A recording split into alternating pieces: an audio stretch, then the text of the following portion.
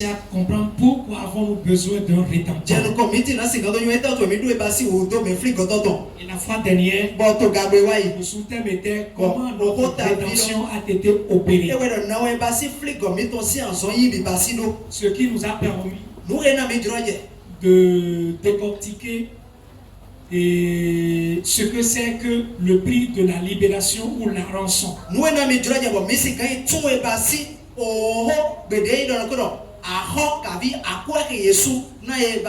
Pour qu'il y ait une rédemption, il faut qu'il y ait une rançon. Amen. Amen. Il y en a qui ont mal compris le message du salut. Quelqu'un m'a posé la question hier. Je sais que je suis sauvé. Mais quand on me demande qu'est-ce qui prouve, j'ai de difficultés à le dire. En réalité, on ne devrait pas avoir cette difficulté. Parce que le salut est relié à la foi. Et la foi est reliée au sang de Jésus. Demande-toi comment les premiers-nés d'Israël, des enfants d'Israël étaient sauvés. Comment est-ce qu'ils ont été protégés? Comment est-ce qu'ils ont été délivrés de la mort? C'est uniquement par le sang. Ce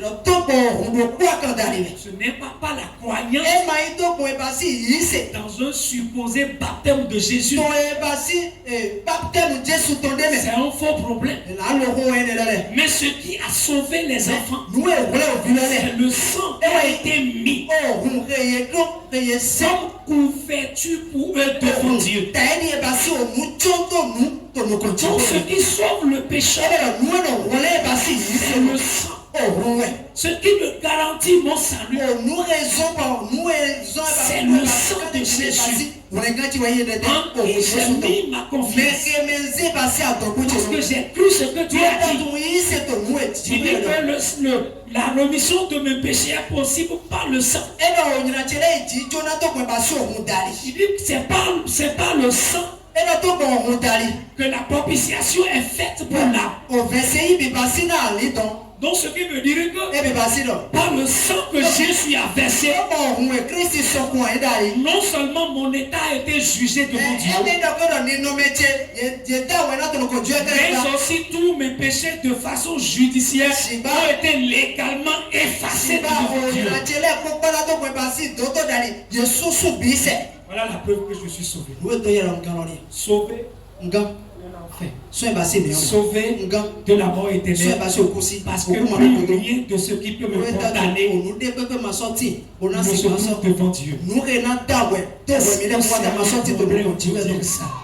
Est-ce que c'est un problème de dire ça? Le début de la rédemption a été ça. C'est que les enfants l'Égypte avait problème avec Dieu. Dieu décrète un jugement sur les problèmes. Du moment où les enfants d'Israël étaient dans le même pays, ce qui fait que les enfants sont également sous ce jugement. Mais Dieu appela Moïse. Il dit à ton peuple, s'ils veulent sauver leurs enfants, ils prennent un agneau, sans défaut, qu'il l'égorge et qu'il plonge ou qu'il asperge la devanture de leur maison et qu'il se place derrière le sang. Lorsque je passerai et que je verrai le sang, le destructeur ne tuera pas le premier-né. C'est ça le salut. Le salut parce que Dieu devait tuer l'enfant le premier-né. L'enfant est déjà sous la condamnation de Dieu. L'enfant devrait mourir. Dieu donne une solution. Et cette solution, c'est grâce au sang. Que fera le sang? Le sang, c'est d'abord Dieu qui veut voir le sang. Pourquoi Dieu veut voir le sang? Parce que Égypte a offensé Dieu. Parce que Égypte a offensé Dieu. Dieu, en tant que juge de cette nation, devrait juger le péché du roi pour savoir obstiner contre son autorité. Alors quand Dieu juge le roi, il juge le péché. Mais il juge le péché, c'est-il juge tous les premiers nés également. Mais quand cela est jugé, c'est là où on dit que son droit est satisfait. Il vient d'accomplir sa justice. Et pour accomplir sa justice, il dit que tous les premiers-nés devraient mourir. Comme Dieu a dit que le salaire du péché c'est la mort, tout en qui le péché s'y trouve doit mourir et aller en enfer. C'est le jugement de Dieu. Mais comment le premier-né sera épargné? Dieu donne le secret. Il dit c'est par le sang. Et c'est ce sang que moi je veux voir. Quand on fait quoi au champ? Que le salut est lié au baptême de Jésus. C'est un faux problème qui n'existe pas. Il n'a jamais existé. Et si quelqu'un croit en ça, c'est pas sûr qu'il verra Dieu. Je suis sûr de ce que je suis en train de dire. Ce n'est pas biblique. Ça ne peut jamais être biblique. Comment les premiers-nés sont sauvés? Comment est-ce qu'ils ont été protégés? Comment est-ce qu'ils ont été mis à l'abri? Est-ce que c'est par une croyance? Un supposé baptême par lequel les péchés des premiers-nés ont été emportés.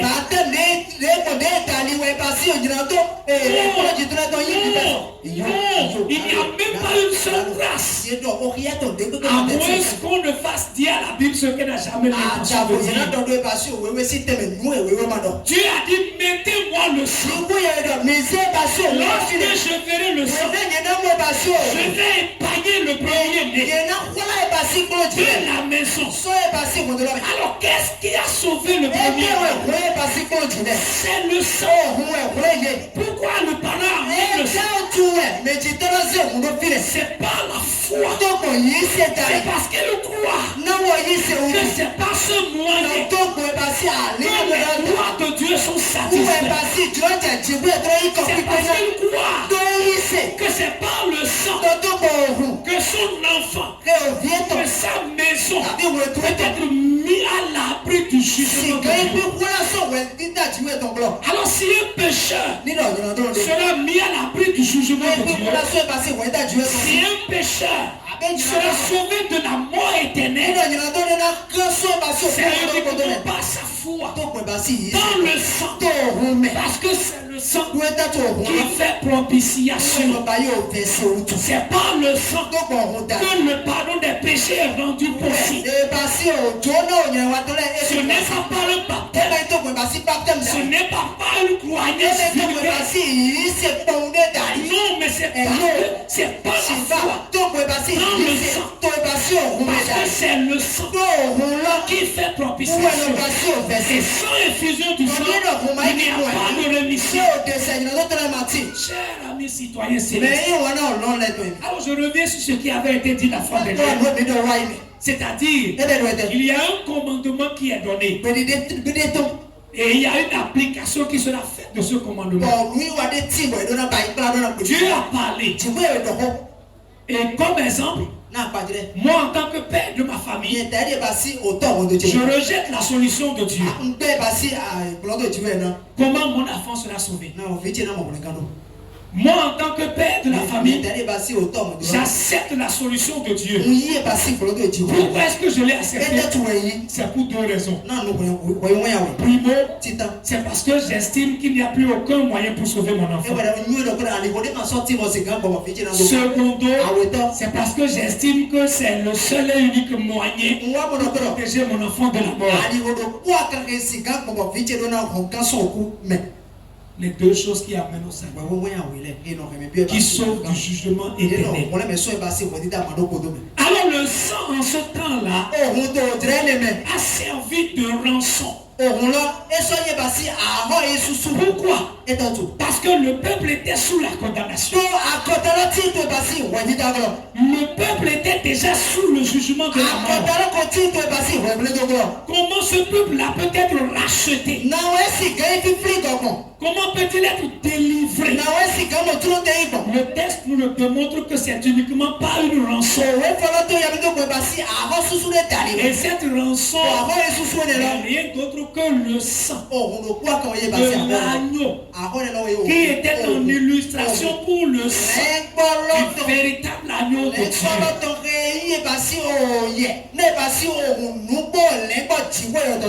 Alléluia. Amen. Alléluia. Amen. Alléluia. Amen. Et donc quand le sang a été appliqué, synonyme de la foi, de l'identification,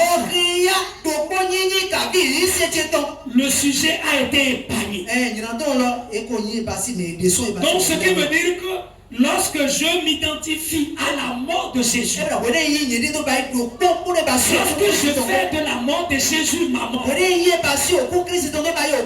c'est là que je suis en train de m'identifier à lui dans sa mort.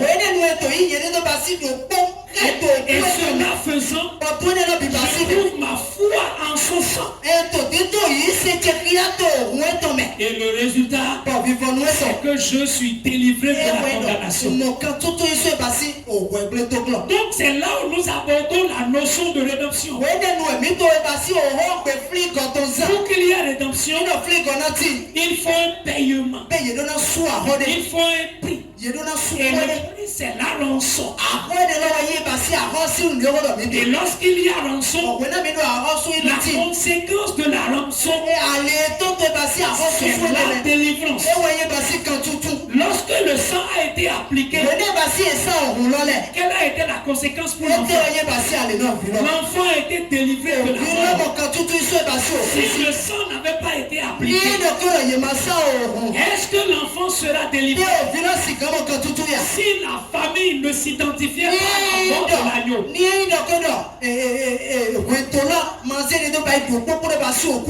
est-ce que le premier-né sera épargné? C'est ce qui nous a permis de voir la fois dernière ce que c'est que la rançon. Et aujourd'hui, la conséquence de la rançon qui est payée est la libération du sujet. Amen. Amen. Amen. Mais il y a quelque chose qu'il faut comprendre. C'est vrai que le sang a été appliqué. La rançon a été payée. Mais Israël était toujours en Égypte. Il était toujours sous la domination. Comment peut-il réaliser qu'effectivement il est délivré? Voilà ce qui donne de l'insomnie à beaucoup de chrétiens. Ils sont sauvés, mais ils continuent par pécher.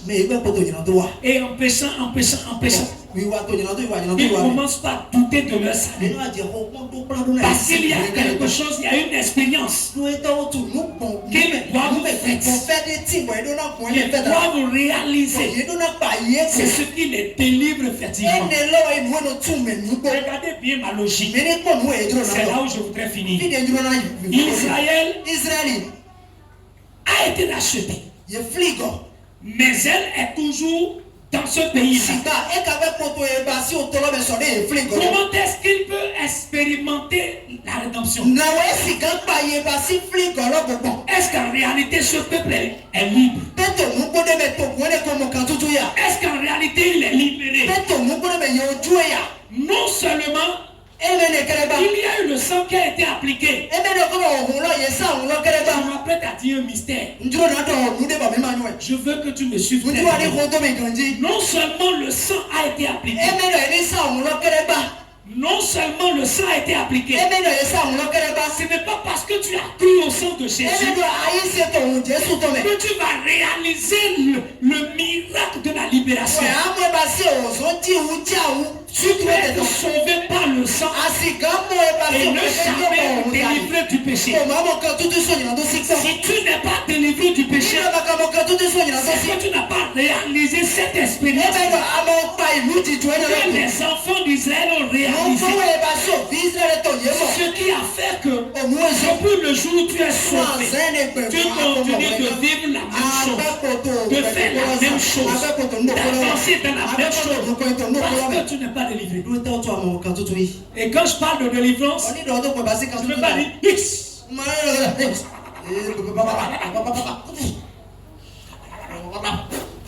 Non, ça là c'est autre chose.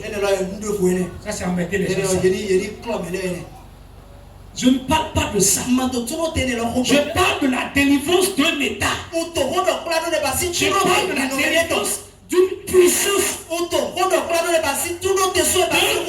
d'une autorité. Le sang a été appliqué, mais le peuple était toujours sous l'Égypte, toujours sous la puissance de Pharaon, toujours en esclavage. Mais Dieu doit agir. Et qu'est-ce qu'il a fait? Il dit, je vais vous faire quitter ce pays-là. Et comment? Il dit, pas mon grand bras. Il dit, je vais opposer ma victoire. Et je vous porterai sur mes ailes. Loin de ce pays-là. Est-ce que vous savez ce que cela signifie? Je m'apprête à vous le dire. Dis Seigneur, ne laisse pas cet instant.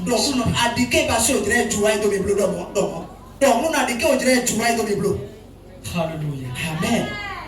Le Seigneur ne me laisse pas cet instant. C'est crucial pour ma vie. Amen. Amen. Maintenant, je suis avec vous. Je veux vous donner le secret. Qu'est-ce qui fait que tu n'as jamais changé? Tu te masturbes chaque fois, tu pleures. Tu forniques et tu pleures. Tu commets la lutte, tu pleures. Tu mens, tu pleures. Tu trompes, tu pleures. C'est chaque fois que tu vas faire la même chose. Tu voles, tu pleures. Pas de changement. Tu dis après, j'ai pas envie de le faire. Pourquoi j'essaie de faire? Tu n'as pas compris. C'est que tu es encore en Égypte. Voilà pourquoi tu n'es pas délivré. Dieu a fait un miracle. On appelle ça le miracle de la traversée des eaux. Non seulement par les eaux, Dieu a englouti les ennemis de son peuple. Pour montrer à son peuple que ce peuple n'a plus de pouvoir sur vous. Mais aussi, il les a fait traverser l'eau. Vous savez ce que ça signifie? Suivez-moi bien. Ce n'est pas parce que tu as cru dans le sang et que tu es sauvé, que tu es délivré du péché. Et c'est la puissance de Satan. La vraie délivrance du péché et de Satan, c'est quand tu réalises que le pouvoir de l'ennemi a été englouti dans la mer. Ce n'est pas la fausse prière des religieux. Si c'est pas dans la mer rouge, c'est pas une prière. C'est des ignorants qui disent ça. Il faut que tu réalises que l'ennemi, sa puissance, son autorité a été engloutie. Et non seulement ça, tu as traversé la mort, tu es revenu vivant. Je vais l'appliquer Pour être sauvé, le salut est rattaché au sang. C'est pour que le premier-né soit sauvé, il faut que le sang soit appliqué. Et quand le sang était appliqué, le premier-né est sauvé. Mais le peuple demeure sous la domination. Qu'est-ce qui s'est passé? Dieu a fait traverser le peuple à travers pour leur faire réaliser une expérience depuis le tête. Ils avaient peur quand ils ont vu l'armée égyptienne.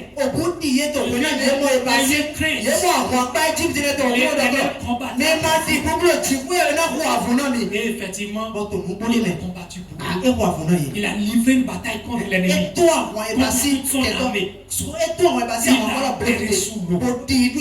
Et son peuple est sorti vivant.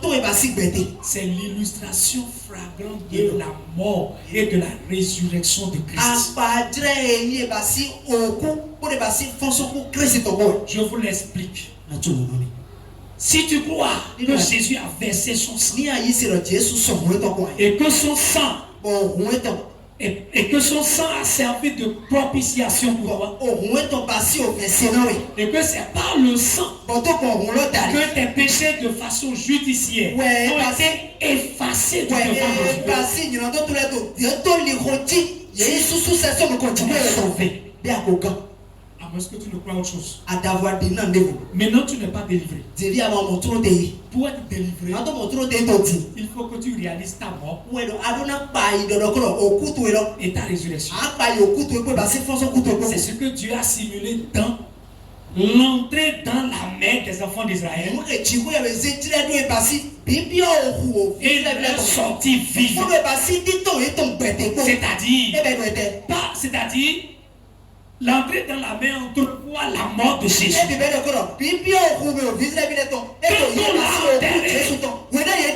Et il est sorti vivant. Les Israélites sont sortis vivants. Et qu'est-ce qui est la garantie? Mais l'ennemi qui les pourchassait de l'autre rive, il a fini son parcours. Ça veut dire quoi?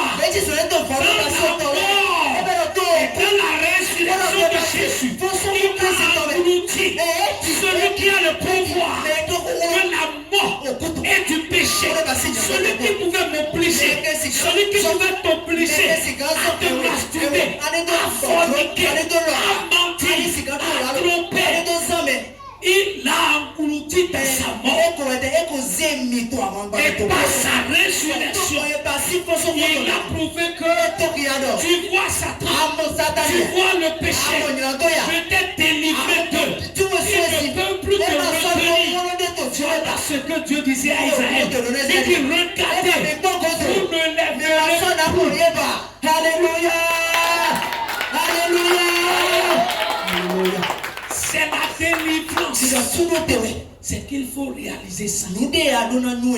Réaliser, c'est-à-dire, c'est ce qui se passe dans le baptême. Romains 6 dit, il dit, nous sommes enterrés avec lui. Et nous revenons à nouveau à la vie. C'est ce qu'on appelle l'identification. Le baptême ne fait qu'extérioriser la réalité intérieure. Contrairement à ce que les gens disent que le baptême sauve, il ne sauve pas. C'est celui qui est sauvé qui se fait baptiser. C'est celui qui est sauvé qui s'identifie à celui en qui il croit. Son ce qui s'est passé dans le salut, c'est ça Dieu nous fait revoir dans le baptême. Il y a tellement de dogmes autour du baptême. Où les gens ne connaissent pas la réalité du baptême. Regardez bien, celui qui se fait baptiser, on le plonge dans l'eau. Image de on fait un avec Jésus par sa mort. Celui qui s'est fait plonger, on le ramène. Il marche tel que Jésus est mort. Ainsi je suis mort. Regardez bien. Et je reviens en nouveauté de vie. C'est-à-dire, dans ma mort avec Jésus, je laisse qui je suis. Je laisse qui j'étais. Le péché que j'étais, je laisse. Celui qui était sous le contrôle de Satan, je l'ai laissé. La personne qui revient à la vie, c'est une nouvelle personne. Que Dieu voit maintenant en Christ, qui n'est plus pécheur. Parce que Dieu le voit en Christ, qui n'est plus lié à la race d'Adam. Parce que celui qui était est mort, on l'a plus dit par les eaux du baptême. Si tu n'as pas réalisé ça, tu vas continuer par te masturber. Chaque fois tu vas pleurer. Si tu n'as pas réalisé ça, tu vas continuer à forniquer, à faire des trucs que tu n'aurais jamais aimé. Tu vas continuer à pleurer, tu vas continuer à te lamenter, à douter de ton Seigneur. Simplement parce que tu n'as pas compris que tu étais délivré de ton ancien état. Est-ce que Dieu veut faire voir au peuple là? Regardez ceux qui vous maintenez en esclavage. Regardez la fin de leur histoire. Donc quand ils vont voir, ils vont se dire, on n'aura plus peur de Pharaon. Pharaon, c'est ça. On n'a plus peur de l'esclavage. C'est la puissance du péché en nous. Ils vont se dire maintenant, nous sommes libérés. Libérés. Oui, je suis libéré. Et mes péchés sont pardonnés. Jésus m'a sauvé. Racheté, je suis racheté. Vous savez, c'est un chant que vous chantez, vous le comprenez. C'est là l'Israélite réalise celui qui lui donnait la douille. Moïse, il vient. Dieu l'a fait en douce. Il marche de ce que le Seigneur te montre à toi qui est sauvé. Il n'a plus de pouvoir sur toi. Il marche de ce que Dieu te révèle. Que le péché n'a plus de pouvoir sur toi. C'est parce que tu n'as pas compris que tu continues de servir le péché. Quand le péché te dit, masturbe-toi, va te jeter dans ses bras. Déshabille-toi devant lui. Séduis-le. Tu suis le péché, tu fais. Parce que tu n'es pas libéré. Tu n'es pas libéré. Parce que tu n'es pas libéré. Tu n'es pas libéré parce que tu ne t'es pas fait un avec Jésus-Christ dans sa mort et dans sa résurrection. La seule solution de notre libération. J'ai envie de dire beaucoup plus. Mais je vais m'arrêter là. Quel est en fait notre secret? Le secret de notre libération n'est pas dans notre foi, dans ce que Jésus a fait. N'est-ce pas? Mais non, le secret de notre libération se trouve dans notre identification à la mort et à la résurrection. Là, il ne s'agit pas de croire en force, mais c'est de réaliser que en fait, je suis plus au pouvoir du péché. Le péché qui habite en moi, celui qui doit commander, il est mort dans les eaux du baptême. Quand il vient, il dit à Toby, déshabille-toi, fais ta photo, enlève-lui ça. Il sera sidéré. Quand le péché dit ça, il dit, mais tu parles à qui? C'est à Tobi tu parles. Tobi avant d'Adam. Et il est déjà en il est mort avec Jésus. Celui que tu vois là, c'est une nouvelle créature. Né de nouveau. Régénéré. Celui qui n'a jamais existé. Celui qui est parfait devant Dieu. Celui qui est saint. Celui qui est juste. Celui à qui tu parles là, va le chercher dans la mort. Parce que tu tu vas te déshabiller, tu vas faire la photo, tu vas envoyer. C'est la preuve que tu es encore sous la puissance du péché. Tu peux être sauvé et ne pas être délivré. C'est la fin de mon message de ce matin. Il y a rançon. La conséquence qui découle de la rançon, c'est la libération.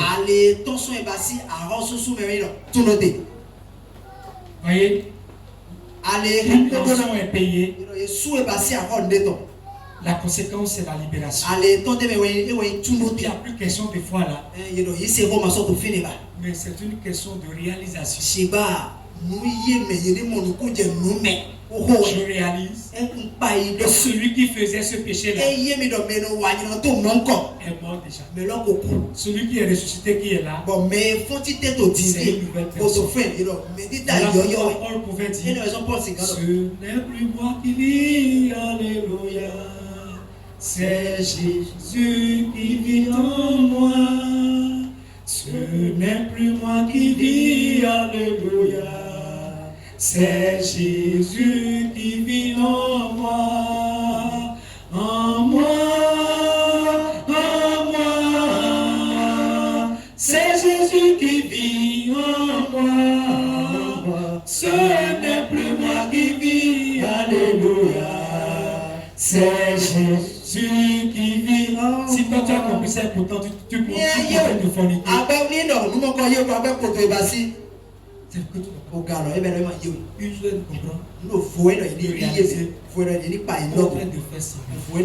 est-ce que le péché peut dire à Jésus de mentir? Est-ce que le péché peut dire à Jésus en toi de voler? Est-ce que le péché peut dire en toi de forniquer? Non, le péché peut dire à Jésus en toi de forniquer. Ce n'est pas possible. Parce que tu n'as pas compris.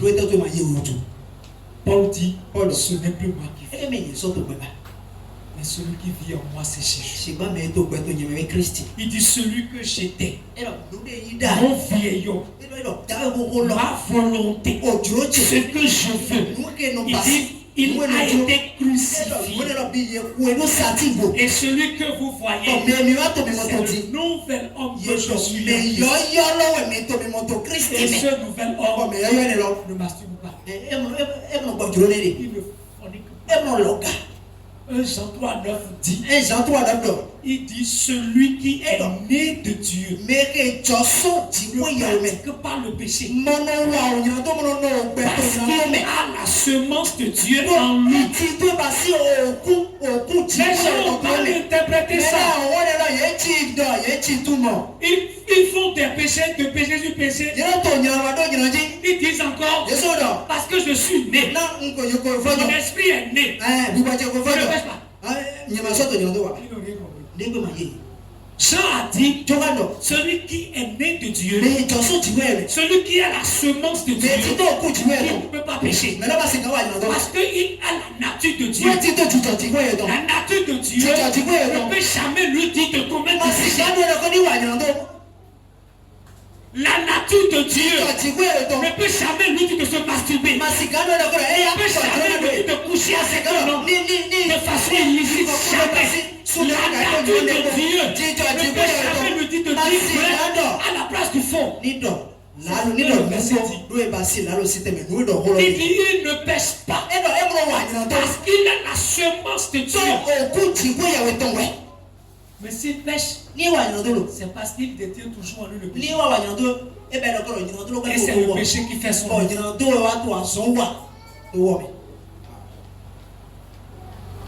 Alléluia. Amen. Amen. Tu as besoin de comprendre ça. Et c'est le secret de la vie chrétienne. Seigneur, nous te disons merci. Gloire et honneur à ton nom, Père.